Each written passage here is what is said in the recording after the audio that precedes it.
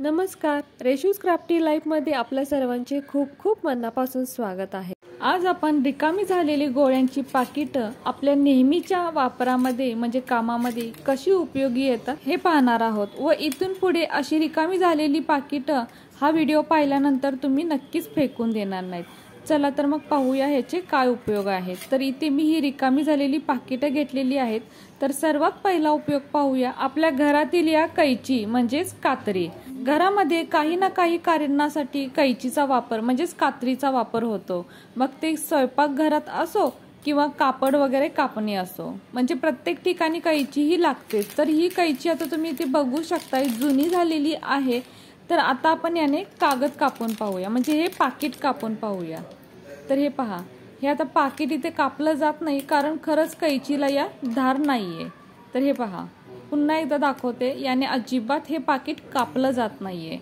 तर आता याला धार कशी करायची हे पाहूया। तर इथे मी रिकामी झालेले गोळ्यांचं पाकिट घेतलेलं आहे आणि हे पाकिट आपल्याला अशा प्रकारचं हवं आहे। हे पहा, जसं व्हिडिओमध्ये हे पाकिट दाखवलेलं आहे ना, जे मऊ असतं म्हणजे सिल्वर फॉईल सारखं असतं, पहा असलं पाकिट आपल्याला इथं हवं आहे। आणि या पाकिटाला काय करायचं, या कैचीने कापायचा प्रयत्न करायचा आहे।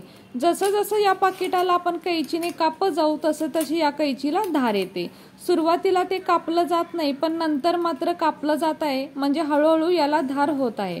तर हे पहा, फक्त हे पाकिट आपल्याला कापत जायचं आहे म्हणजे याला धार होते। आता बऱ्यापैकी पाकिट आपण कापलेलं आहे, तर पुन्हा आपण आता हे पॅकेट कापायचा प्रयत्न करूया। तर आता इथे बघू शकताय, याने थोडं तरी पाकिट कापलं गेलेलं आहे। आधी काहीच कापलं जात नव्हतं। तर आता आपण दुसरीकडून आणि पाहूया। तर हे पहा, कात्रीला या कशी धार आलेली आहे। सुरुवातीला या कात्रीने काहीच कापलं जात नव्हतं आणि आता मात्र याला अगदी छान धार आलेली आहे।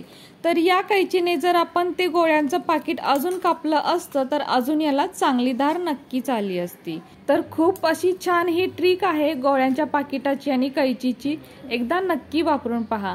त्यानंतर आता घरातील ही सुरी म्हणजे चाकू, भाज्या कापून कापून याची धार कमी होते। तर आता याला धार कशी लावायची हे पाहूया। तर इथे आपल्याला परत तेच पाकिट वापरायचं आहे, म्हणजे असं जे मऊ असतं सिल्वर फॉईल सारखं असतं ते पाकिटच आपल्याला इथे वापरायचं आहे। आणि जसं मी व्हिडिओमध्ये दाखवत आहे, जशी आपण एखादी भाजी कापतो किंवा तशा प्रकारे आपल्याला हे पाकिट इथे कापायचं आहे।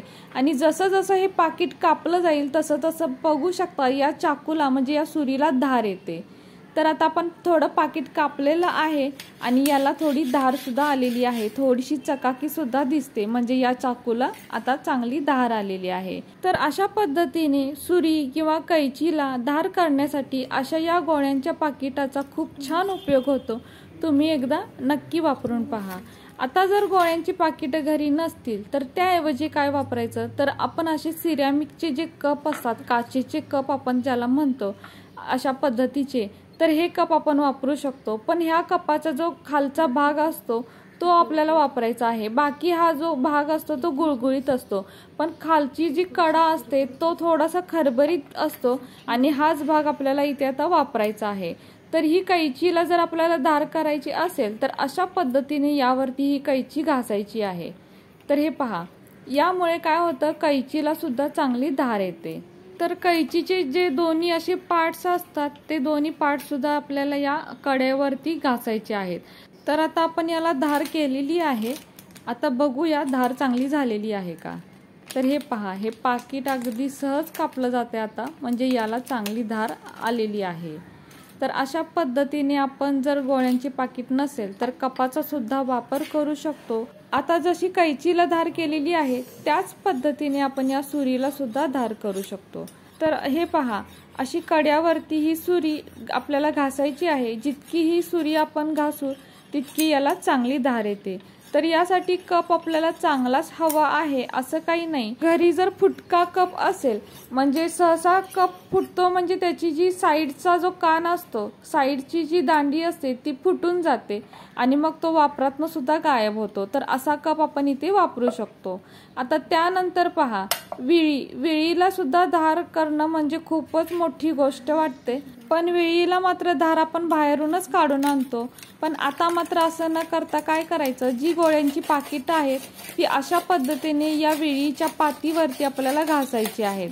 तर बघू शकताय, म्हणजे याला चिरायचं आहे या विळीच्या पातीवरती. हे पहा, अशा पद्धतीने पकडून या विळीवरती असं घासायचं आहे. तर या पद्धतीने जर केलं तर विळीला सुद्धा अगदी चांगली धार येते. पण हे काम आपल्याला अगदी सांभाळून करायचं आहे. आता यानंतरची सर्वात महत्त्वाची गोष्ट म्हणजे नेल कटर. नेल कटर हे प्रत्येकाला लागतंच आणि प्रत्येकाच्या घरी असतंच. पण कधी ऐकले का की नेल कटरची धार करायची आहे म्हणून नख कापून याची धार कमी होते आणि त्यानंतर काय करतो आपण, नेल कटर दुसरं आणतो, का तर याची धार गेलेली असते व हे पहिलं नेल कटर आपल्याला फेकून द्यावं लागतं. पण आता असं न करता काय करायचं, जे आपण गोळ्याचं पाकिट मगापासून वापरत आहे तेच गोळ्यांचं पाकिट आपल्याला या नेल कटरने कापायचं आहे. तर हे पहा, अशा प्रकारचे या नेल कटरने हे पाकिट कापत जायचं आहे. जसं सुरीला कैचीला धार येते त्याच पद्धतीने अगदी नेल कटरला सुद्धा धार चांगली येते. तर काय होतं, नख काढताना जर नेल कटरला धार व्यवस्थित नसेल तर नखांमध्ये सुद्धा कळ येते आणि नख तर व्यवस्थित कापलंच जात नाही. पण नेल कटरला धार चांगली असेल तर नख मात्र अगदी व्यवस्थित कापलं जातं. तर बघू शकता, इथे नेल कटरची मी धार केलेली आहे. आता माझी नख ऑलरेडी कापलेली आहेत, पण या नेल कटरला मात्र चांगली धार आलेली आहे. तर अशा पद्धतीने आपण नेल कटरला सुद्धा धार आणू शकतो. फक्त आपल्याला या अशा प्रकारच्या गोळ्यांचं पाकिट आपल्याला इथे वापरायचं आहे.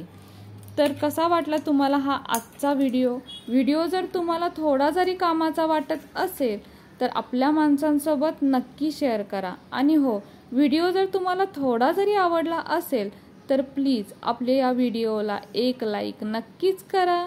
नवीन असाल तर चॅनलला सबस्क्राईब करा, सोबत बेल आयकॉन प्रेस करा, म्हणजेच मी बनवलेले असेच नवनवीन व्हिडिओ सर्वात आधी तुम्हाला मिळतील. आता पुन्हा भेटू अशाच एका नवीन व्हिडिओ सोबत.